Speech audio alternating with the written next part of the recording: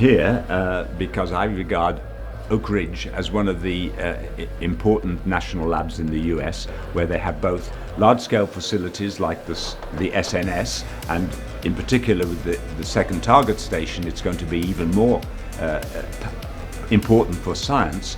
But you also just down the road a piece, you have some of the biggest computing facilities on the planet. At the Rutherford Appleton lab, we have the ISIS neutron and muon source, and that produces data somewhat similar to the SNS.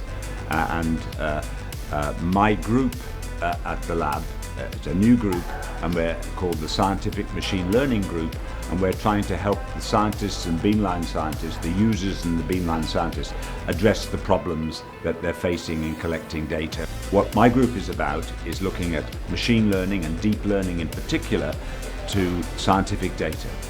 Can we help scientists manage the deluge of data they're now getting? So there's lots of really interesting, exciting science you can do, and I believe that putting artificial intelligence techniques with the science can help the science be done better, help the experimentalists manage their data and